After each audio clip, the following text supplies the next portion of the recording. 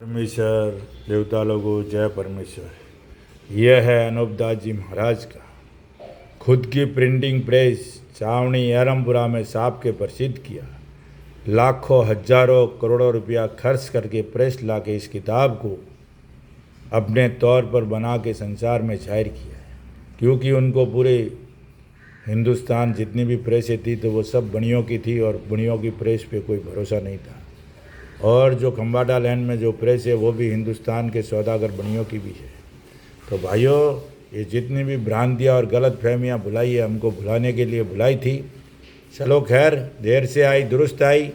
अभी भी आप अगर समझ जाओ कि ये ओरिजिनल नमूना है और इसकी ये फ़ोटो कॉपी है, इस किताब के ज़रिए पूरी दुनिया में जाहिर करनी है और पूरी दुनिया में चर्चा करनी है इस किताब के माध्यम से।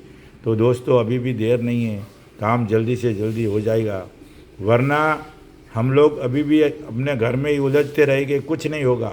इसके लिए जिनकी बुद्धि खराब है, जो गांजेड़ी भंगेड़ी नशेड़ी शराबी जैसे रहते हैं ना लोग, वैसे लोगों का क्या है, उनको कुछ समझ में भी नहीं आती है किताब के नमूना किसे कहते हैं। महाराज ने नमूना लिखा है तो नमूने का मतलब ही ये हो गया है कि कोई भी किताब को फेर बदल कर लेगा, एक अक्षर कॉमा मात्रा भी चेंज कर देगा तो मालूम हो जाएगा। इसलिए दोस्तों, अनूप दास जी महाराज ने नमूना लिखा है तो नमूने के तौर पे किताब होनी चाहिए। अब जहाँ भी मेला भर जाए तो ये हमारा फर्ज बनता है, ठेकेदारों का नहीं, जो मेला का संचालन करते उनका नहीं, क्योंकि उनकी बुद्धि हो सकती है बनियों के कैद में होवे, राक्षसी पाप में घिरी होवे, लेकिन हम जो ये 200 चिमुद्र पढ़ते हैं उनका फर्ज बनता है कि सच और झूठ की तलाश करनी और नमूने के आधार से काम करना, नमूने के आधार से दुनिया को बात बतानी।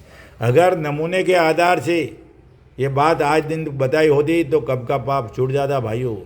ये आज इतनी उलझनें पैदा हो रही है, बिल्कुल नहीं होती, आसानी के साथ पाप छूट जाता। लेकिन हिंदुस्तान के सौदागर बनियों ने ऐसी खेल खेला ताकि किसको किसको ला के आगे खड़ा कर दिया और अनूप दास जी की बात को पीछे रख दी। तो मेरे भाइयों, मैं आपसे हाथ जोड़ के निवेदन करता हूँ कि जो भी अनूप दास जी महाराज का नाम लेते हैं, अनूप दास जी महाराज का बंदा है, अनूप दास जी महाराज की किताब पढ़ते हैं, उनका ये सर्व का फर्ज बनता है। पेज नंबर 227 की कलम कहती है कि ये बनिए इस किताब को गायब कर देंगे तो हौले हौले संसार को गारत कर देंगे। भाइयों, सोचो और ख्याल करो, संसार कैसे गारत होगा और कैसे गारत कर देंगे। अगर गारत करने का मतलब यह है कि हमारा कभी समझ में नहीं आएंगे, हमारी ऐसी हालत कर देंगे कि हम लोग लाचार हो जाएंगे, बेबस हो जाएंगे, हम कुछ कर ही नहीं पाएंगे। जैसे एक जेल में कैदी रहता है उस हिसाब से हो जाएंगे। गारत करना मतलब ऐसा है, पूरी दुनिया को खलास करेंगे तो उनका काम भी कैसे चलेगा।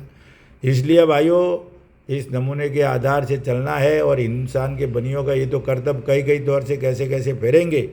इसलिए भाइयों, जो किताब पढ़ते हो इसी किताब के आधार से काम होना चाहिए संसार में, वरना दुनिया डूब जाएगी। और हमारा भी कर्तव्य बनता है, हमारा फर्ज बनता है कि इस किताब के माध्यम से जो भी काम नहीं करता है उनको हटाओ और उनसे चर्चा करो, उनसे बहस करो, उनसे तकरार करो, जो भाषा में समझे उस भाषा को समझाओ।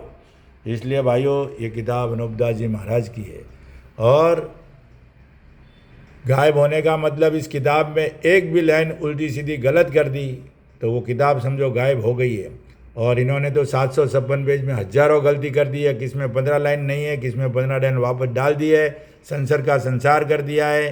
तो भाइयों, कितनी भी गलतियां कर दी और गलतियां होने के बाद वो नमूना नहीं कहलाता है, वो किताब बिल्कुल नमूना कहलाता ही नहीं है। नमूना का मतलब होता है same to same photocopy होनी चाहिए, वो नमूना है।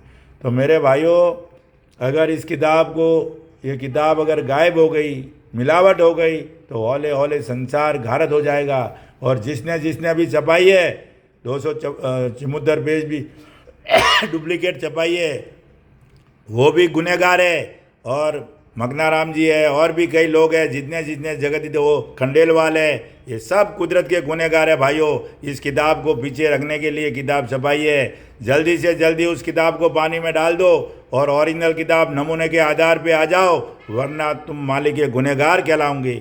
जय परमेश्वर, जय परमेश्वर, जय परमेश्वर।